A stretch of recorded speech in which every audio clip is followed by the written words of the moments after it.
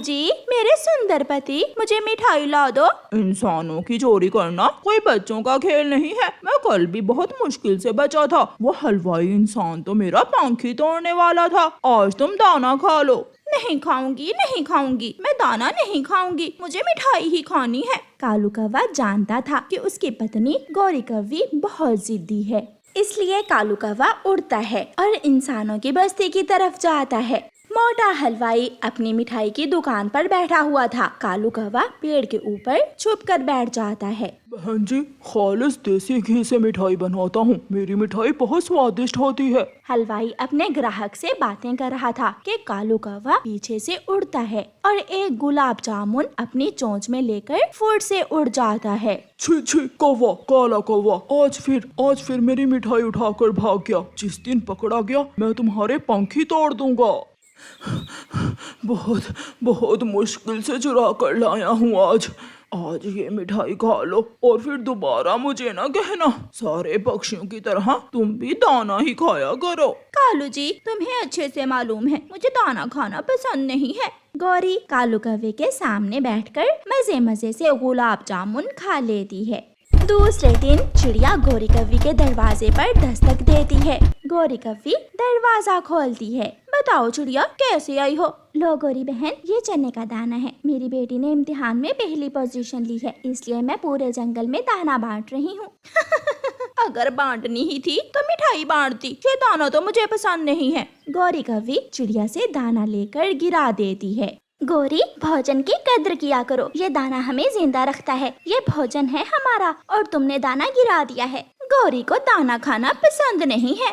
कालू कौवा नदी पर बैठा हुआ था। गौरी वहाँ जाती है। कालू जी, मेरे सुंदर पति, भूख लगी हुई है, तो दाना खाओ। कालू जी प्लीज मिठाई ला दो मुझे, मेरा तो मिठाई खाने को ही मन कर रहा है। अपनी पत्नी की खातिर इतनी छोटी सी चोरी भी नहीं कर सकते तुम? मुझे डर लगता है, जिस दिन मैं पकड़ा गया तो हलवाई इंसान मुझे मार देगा। तुम कभी नहीं पकड़े जाओगे। और सुन लो कालू जी, अगर तुम मेरे लिए मिठाई ना लेकर आए तो मैं आज ही अपने मायके चली जाऊंगी। कालू कौवा इस बात से डरता था। ये सुनना था कि कालू कौवा फिर से इंसानों की बस्ती की तरफ भाग जाता है। लेकिन कालू नहीं जानता था कि आज तो हलवाई बहुत गुस्से में है। हलवाई एक पेड़ के पीछे छुप कर खड़ा था। आज तो हलवाई की दुकान पर कोई भी नहीं है, चोरी करना आसान हो गई। कालू कौवा उड़ता है और जैसे ही मिठाई के पास जाता है, हलवाई अपनी बंदूक से कालू कौवे को गोली मार देता है। आसपास के सारे कौवे गोली की आवाज सुनकर उड़ जाते हैं। बुरा कौवा गौरी को जाकर बताता है। गौरी, तेरे पति को हलवाई ने गोली मार कर मार दिया है। ये सुनकर गौरी कौवी जोरों से रोने लग जाती है। मेरा पति, मेरा सुंदर पति मुझे छोड़कर चला गया। कालू, तेरे बिना मैं कैसे रहूंगी? कौन मुझे मिठाइयाँ ला कर देगा?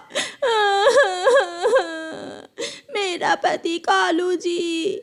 गौरी कभी भी दाना लेने नहीं गई थी, इसलिए उसे तो दाने की खोज भी नहीं करना आती थी। वो 2 दिन भूखी रहती है और फिर अपने भाई के पास जाती है।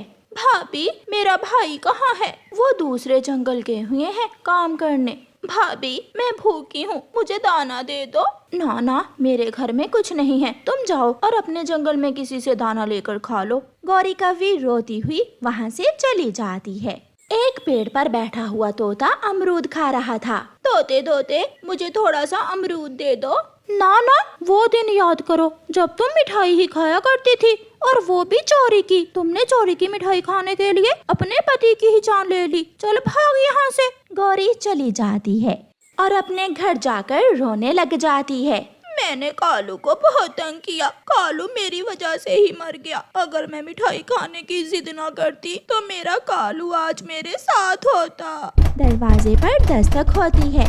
गौरी कौवी दरवाजा खोलती है तो सामने चिड़िया टोकरी में दाना लिए खड़ी थी। गौरी बहन, मुझे पता है जब से कालू मरा है तुम भूखी हो। लो, ये दाना खा लो और इसे फेंक ना देना जैसे उस दिन फेंक दिया था। चिड़िया बहन, मुझे माफ कर दो। कालू अब लौट कर तो नहीं आएगा। अगर आ जाए तो मैं कभी भी उसे चोरी की मिठाई नहीं मांगूंगी। गौरी, इसीलिए तो कहते हैं कि जो रूखा सूखा मिले उसे खा लो, क्योंकि मेहनत के दाने का स्वाद चोरी की मिठाई से ज्यादा होता जाता है। जग्गू कौवा बहुत शरारती था। यही वजह थी कि जंगल के सभी छोटे पक्षी जग्गू कौवे के साथ खेलने नहीं जाते थे। मम्मा मम्मा, मैं तोते अंकल के बाग से आम खाने जा रहा हूँ। जग्गू, ध्यान से जाना, अब उसको पता चल गया है कि तुम बहुत शरारती हो। ऐसा ना हो कि पकड़े ही जाओ। मैं आपका बेटा हूँ, अगर पकड़ा भी गया तो कोई ना कोई जुगाड़ लगा लूंगा। ऐसा कहते हुए जग्गू कौवा अपने घर से निकलता है। मम्मा, मैं नदी से पानी पीने जाऊँ? जाओ बेटा, पी आओ, और याद है ना मेरी बात, उस शरारती जग्गू कौवे से दूर ही रहना। मम्मा ठीक है, मैं नहीं जाऊंगा जग्गू के पास। कुकू अपने घर से निकलता है। कुकू नदी की तरफ जा रहा था कि रास्ते में उसे जग्गू कौवा मिल जाता है। कुकू कुकू, कहाँ जा रहे हो? मैं नदी से पानी पीने जा रहा हूँ। मैं तो मीठे मीठे आम खाने जा रहा हूँ। तोते अंकल ने मुझे बुलाया है। क्या तोते अंकल के बाग में आम पक गए हैं? कब के? तोते अंकल के बाग में आम तो कब के पक गए हैं। इसलिए तो आज तोते अंकल ने मेरी मम्मा से कहा कि जग्गू को भेज दे, आकर आम खा ले। हाँ, अगर तुम चाहो तो तुम भी मेरे साथ आ सकते हो। तोते अंकल ने कहा था कि मैं अपने दोस्तों को भी साथ ला सकता हूँ। कुकू जग्गू की बातों में आ जाता है और आम खाने के लालच में जग्गू के साथ चला जाता है। तोता अपने घर गया हुआ था। जग्गू और कुकू एक पेड़ पर बैठ जाते हैं और आम खाने लगते हैं। जग्गू जग्गू, ये आम तो बहुत स्वादिष्ट है। हम हर रोज यहाँ आम खाने आया करेंगे, इसे तुम अपना बाग ही समझो। वो बैठे हुए थे कि पीछे से तोता भी आ जाता है। उड़ना ना, अगर भागे तो मैं पत्थर मार दूंगा। अंकल अंकल, मुझे ये कुकू लेकर आया था साथ में। मैं तो नदी से पानी पीने जा रहा था और ये मुझे आपके बाग में ले आया। जग्गू की बात सुनकर कुकू हैरान हो जाता है। नहीं नहीं अंकल तोते, मुझे जग्गू लेकर आया है। मैं तुम दोनों को ही सजा दूंगा चोरी करने की। जग्गू बहुत तेज था। शरारती जग्गू तो पलक झपकते ही वहाँ से भाग जाता है और फंस जाता है चिड़िया का बेटा कुकू। कुकू रोने लगता है। अंकल अंकल, मैं सच कह रहा हूँ, ये जग्गू मुझे यहाँ लेकर आया था। मैं बुलाता हूँ तुम्हारी माँ को और उसे बताता हूँ ये सब। फिर तोता कुकू को एक पेड़ के साथ बांध देता है और एक बुलबुल को आवाज देता है। बुलबुल बुलबुल, जाओ इस चिड़िया के बच्चे की माँ को बता दो कि मैंने इसे चोरी करते पकड़ लिया है। छोटे चिड़िया के बच्चे, तुम्हारी माँ तो बहुत अच्छी है, ये तुम कब से चोरियां करने लगे? मगर कुकू के पास कोई जवाब ना था। बुलबुल जाती है। ये कुकू अभी तक नहीं आया, अब तक तो उसे आ जाना चाहिए था। मैं नदी पर जाकर देखती हूँ। चिड़िया अपने घर से निकलती है और रास्ते में उसे बुलबुल मिल जाती है। चिड़िया जल्दी जाओ, तुम्हारा बेटा तोते के बाग से आम चुराते हुए पकड़ा गया है, जल्दी जाओ।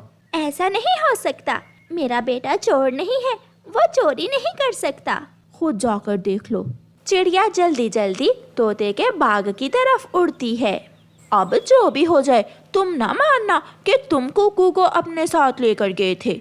मम्मा, मैं तो भाग आया हूँ, मगर तोते ने कुकू को पकड़कर रस्सियों से बांध दिया है। चिड़िया भी तोते के बाग में पहुँच जाती है। देख लो चिड़िया अपने बेटे के काम, मैंने इसे रंगे हाथों पकड़ा है और ये आम अभी भी इसके पास पड़े हैं। कुकू बेटा, मैंने आपको ये काम कभी नहीं सिखाए, आप चोरी भी कर सकते हो, मैंने कभी सोचा भी ना था। मम्मा, मैं जग्गू की बातों में आकर यहाँ आ गया था। चिड़िया, अगर अपने बेटे को लेकर जाना है तो मेरे खेतों में तुम्हें शाम तक काम करना होगा। ये मटका लो और मेरे सारे पेड़ों को शाम तक पानी दो। तोते भैया, मैं सब करूँगी, प्लीज मेरे बेटे को कुछ मत कहना। फिर चिड़िया मटका उठाती है और काम शुरू करती है। चिड़िया तेज धूप में नदी पर जाती, वहाँ से मटके में पानी भरती और पेड़ों को देती। कुकू रस्सी से बंधा हुआ ये सब देख रहा था और अपने किए पर बहुत पछता रहा था। आज उसकी वजह से उसकी मम्मा की बहुत बेइज्जती हुई थी और उसकी जगह उसकी मम्मा को सजा मिल रही थी। चिड़िया शाम तक थक जाती है।